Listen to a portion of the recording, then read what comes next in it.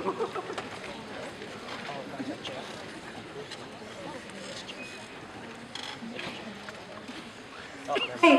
Hi, my name is Cindy Liu. I'm James Han. We're going to be your MCs for the Miss AsianFest pageant part of the show. So without further ado, let's welcome the ladies on stage.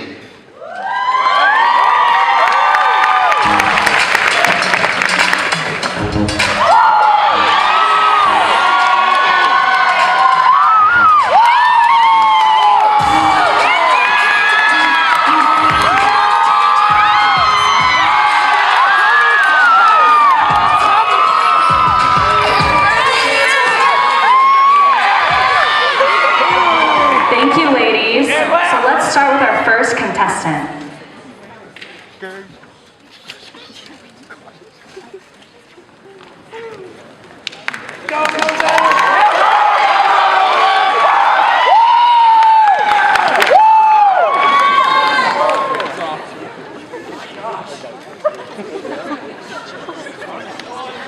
Anne is representing the Vietnamese Students Association in the Miss AsianFest pageant this year.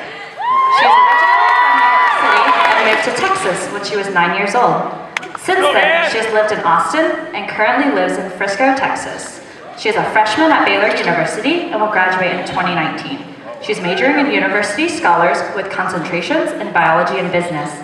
Anne is half Malaysian on her father's side and half Aboriginal Taiwanese on her mother's.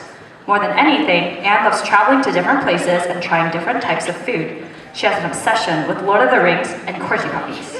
In her free time, she enjoys playing piano, spending time with friends, and watching action movies on Netflix. Hi, damn, it's Anne Lamb!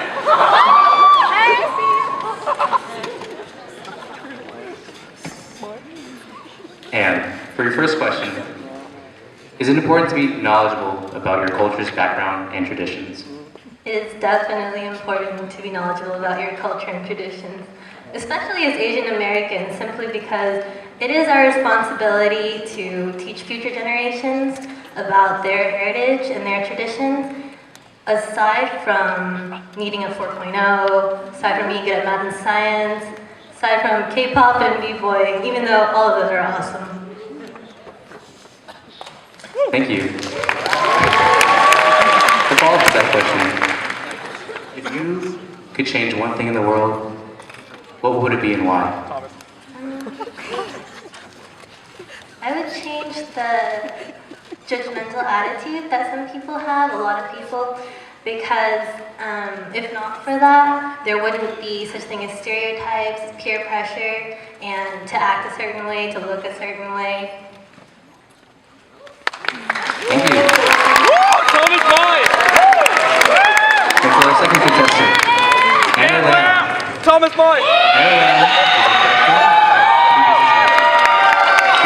is from Mississippi with 3 younger siblings.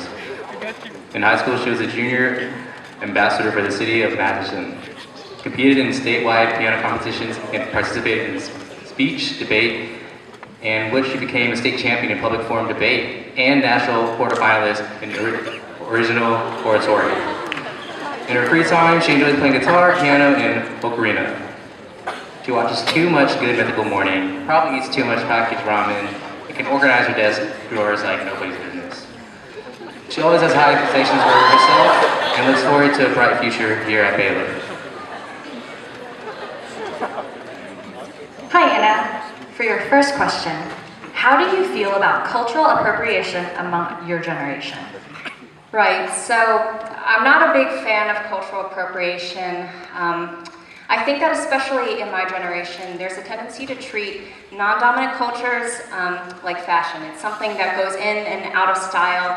And there's this message that, hey, your culture might be cool as like a Halloween costume, but after October's over, here's your culture back. And so I think that's why, that's what cultural appropriation is, and that's why it's frustrating for a lot of minorities. I think that what fuels the antagonism is the disregard for the struggle that historically oppressed culture is about to go through. But I think that it's also equally as important to acknowledge that cultural appropriation is usually not something that's done in contempt. It's usually never ill-meaning. And so I think that it all starts with just trying to understand one another and respect each other no matter what culture we come from. For your second question, what is one thing you hope to learn from participating in Miss Asian Fest? I am very much looking forward to hearing the rest of the questions, hearing what my fellow peers have to say. We've all been asked really thoughtful questions, and I think that's really important, and what makes this venue so awesome is that not only do we get to just walk across stage in our pretty dresses, but we also get to open our mouths and express our opinions and talk about relevant and substantive issues, and that's what's important at the end of the day. Thank you, Anna.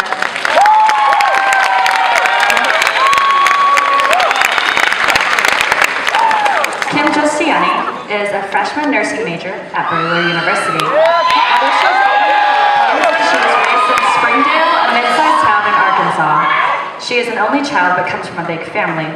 Being Filipino is important to her, and she has held on to her culture through her family and her group of friends in a local Filipino organization.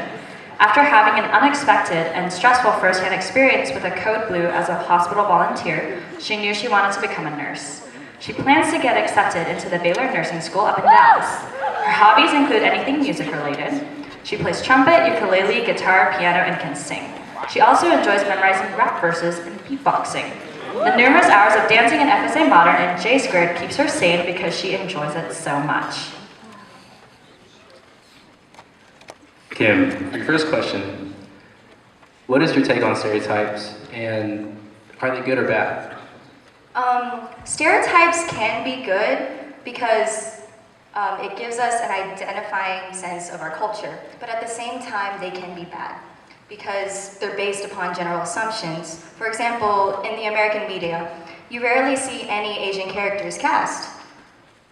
When they are cast, they're usually not characters, they're stereotypes, such as Breakfast at Tiffany's, 16 Candles, even that Asian gangster from Hangover.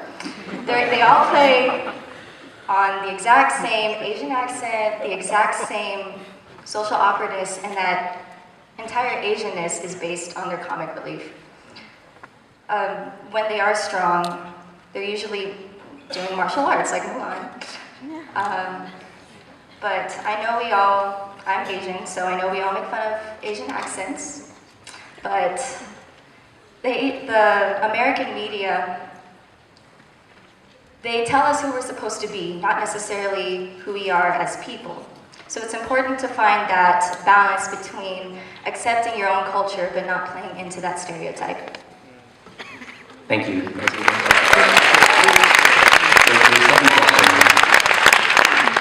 What motivates you and why?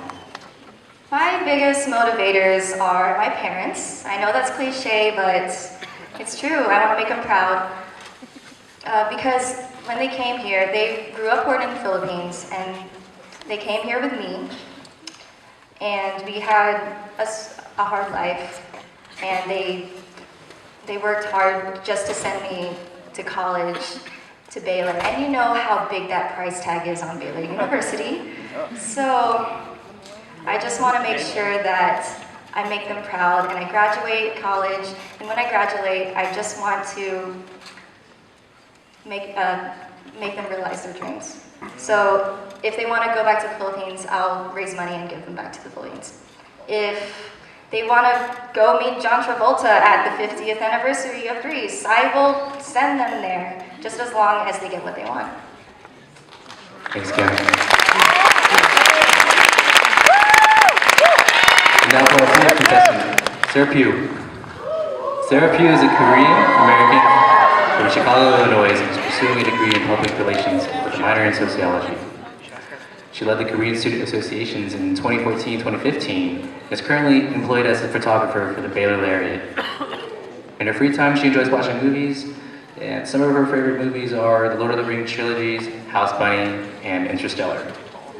She also enjoys looking for great hole-in-the-walls in various cities. Some of her other hobbies include knitting, cooking, and calligraphy. She is fluent in 2 languages, Korean and English. One of her top goals is to travel the world and learn about the different cultures. So Sarah, your first question. What is one family value that your parents have instilled in you? Man, I felt like I had this all prepared and come on stage and it's like, poof.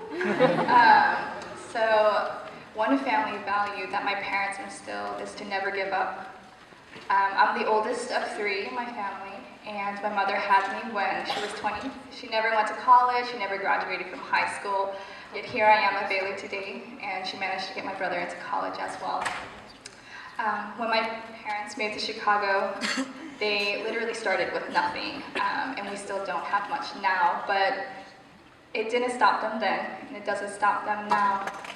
My parents are constantly trying to learn, trying to work hard to achieve more to support us, and that has really influenced me and showed me that you can never succeed if you give up halfway. Thank you. For your follow-up question, what is something everyone should strive for and why? Well, while working at the Laureate, I realized expressing your opinion is so important. There are so many controversial, issues going on in the world, and yet there's so many people that are so scared to say what they want to say just because maybe someone else sitting next to you or your friends don't think the same way, and these controversial issues don't get resolved in any way whatsoever.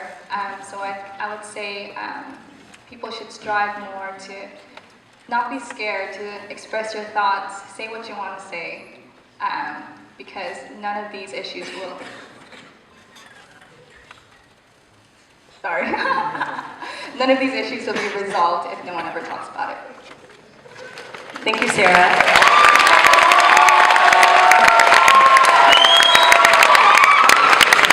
For our 5th contestant, Catherine Harrington is a sophomore economics major with Chinese and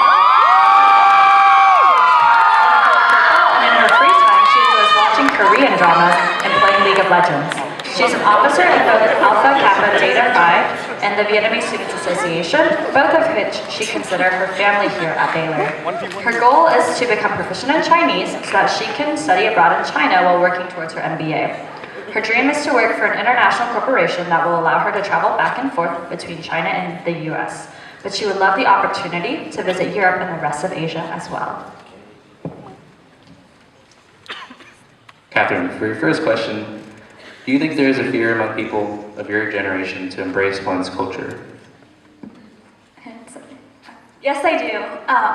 A memory that I have that really sticks out in my mind is when I was in high school. There was a girl who was Hispanic, and her mom packed her lunch one day, and her mom put in chicken hearts, which is very normal to eat in Hispanic culture.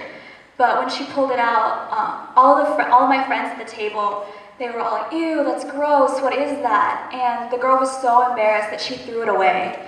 And I just never forgot that, because I wish that I had stood up for her and said something, because I think we're all here at Baylor and we forget that it's easy for us because we have student organizations that are for our cultures, that we get to celebrate our culture and share that with each other.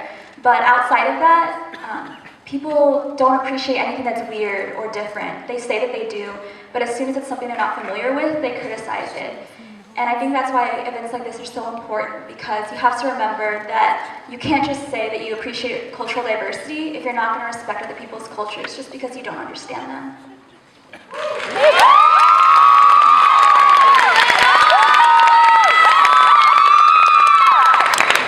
Thank you, Catherine. So for your second question, what reasons do you have for participating in Miss AsianFest? So to me, the Miss AsianFest pageant is showing that even though we're Asian American students, that we can be leaders in our community and that we can break that stereotype that we're all shy. And also, I'm active in both the Vietnamese Student Association and Alpha Kappa Delta Phi, and it's very difficult because there's a divide between Greek life and the cultural organizations, even though we're all striving for the same thing. We're all trying to promote our culture, and we're all trying to be leaders in our community. And I really wanted to be here today to show that you can be in Greek life and you can be in cultural organizations, and it doesn't matter. Like, we're all here for the same purpose, so we should all work together to promote Asian culture and cultural diversity.